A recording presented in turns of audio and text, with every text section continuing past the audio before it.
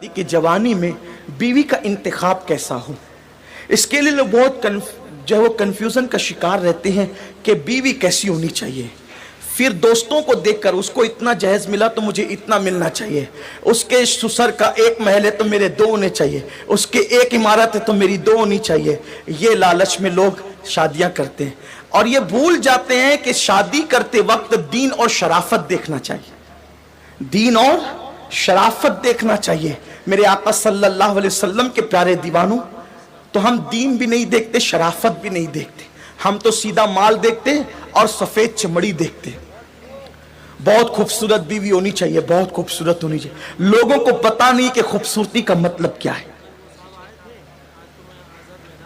لوگوں کو پتا نہیں کہ خوبصورتی کا مطلب کیا ہے۔ اصل خوبصورتی جو ہے وہ چمڑی کی نہیں ہے، اصل خوبصورتی اخلاق اور کردار کی ہے۔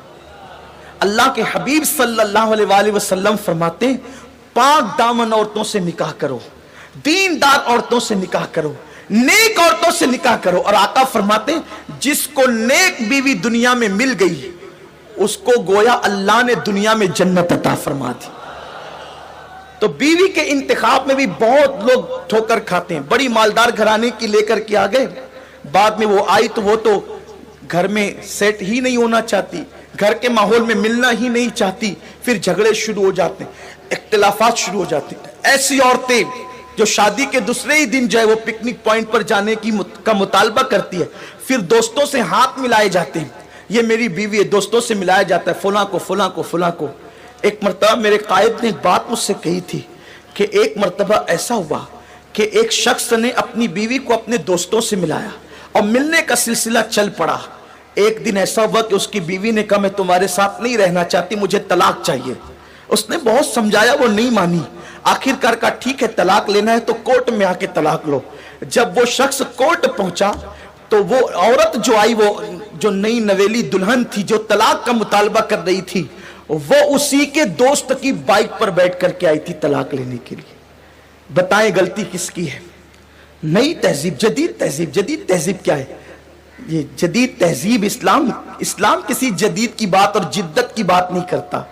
اسلام تو مدینہ منورہ کی مدنی تہذیب کی بات کرتا ہے۔ لوگ اپنی بیویوں کو اپنے دوستوں سے ملاتے ہیں۔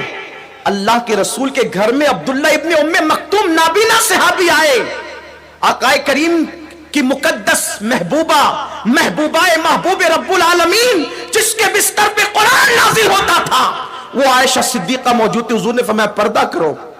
عرض کی حضور کس سے کریں؟ ارشاد ہوا ان سے کریں۔ عرض کی حضور یہ تو نابینا ہے۔ آقا نے فرمایا یہ نابینا ہے، تم تو نابینا نہیں ہو۔ سید الانبیاء نے یہ قانون عطا کیا، وہ رسول، اللہ اکبر، وہ رسول کی مقدس بیوی جس کی طہارت کی گواہی میں قرآن کی آیتیں نازل ہوتی ہے، اس مقدس عورت کو کہا جا رہا ہے یہ نابینا ہے، تم تو نابینا نہیں ہو۔ اور ہم اپنی بیویوں کو دوستوں سے ملانے لے جائیں، پارکوں میں لے جائیں اور کہیں کہ یار یہ مولوی لوگ تو بڑے شکی ہوتے ہیں۔ آج کا دور تو جدید دور ہے، مولوی شکی نہیں ہوتا۔